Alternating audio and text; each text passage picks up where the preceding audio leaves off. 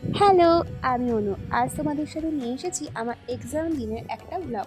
তো এখন বাজে 5:30, উঠে পড়েছি, ফ্রেশ হয়ে নিয়েছি। আজকে সকালে স্নান করছি না, ফ্রেশ হয়ে একদম মুসলি নিয়ে বসেছি। মুসলি খেতে আমার কদিন বেশ ভালোই লাগছে, নতুন নতুন যেহেতু খাবারটা টেস্টি খেতে খুব দই দিয়ে। আর এদিকে আমার মা চুলটা আঁচড়ে দিচ্ছিলো। আমি এমন ভাব করছি আমার মাথায় মানে প্রচুর চুল। এই বিড়ালটাকে আমি খুব মিস করছি, কারণ একে এক লোক মেরে ফেলেছে। আমার যে কি খারাপ লাগছে, একই দিনে আমাদের পাড়ার দুটো পেটকে মেরে ফেলেছে। তাদের জীবনও ভালো হবে না, আমি এটাই বলবো। যাই হোক, বাড়ির সামনে থেকে পেয়ে গেছিলাম একটা ভটভটিতে উঠে রোড অব্দি এসেছি, তারপরে টোটো পেয়েছি, টোটো পেয়ে চলে আসছি। এই ট্রেনটা কোথায় যায় শুনবে? তোমাদের শিয়ালদা থেকে ওই আমঘাটা স্টেশন অব্দি। তো কলেজে যাওয়ার জন্য চলে গেছিলাম, উঠে পড়েছি আমাদের ট্রেনে, মানে আমাদের ট্রেন, হ্যাঁ আমাদেরই ট্রেন, যেহেতু আমরা যাবো তাই এটা আমাদেরই ট্রেন।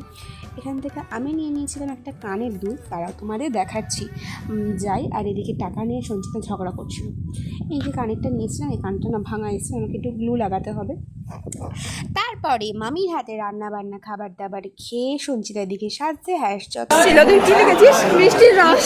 মিষ্টির রস লিখেছিস? সন্দেশে কোনো রস নেই, মিষ্টিতে রস আছে, এইসব লিখেছি।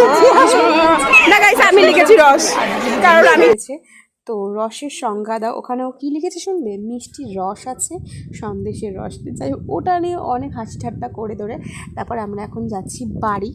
তো আজকে চলে যাবো বাড়ি, আজকে আর মামার বাড়িতে ফিরে যাবো।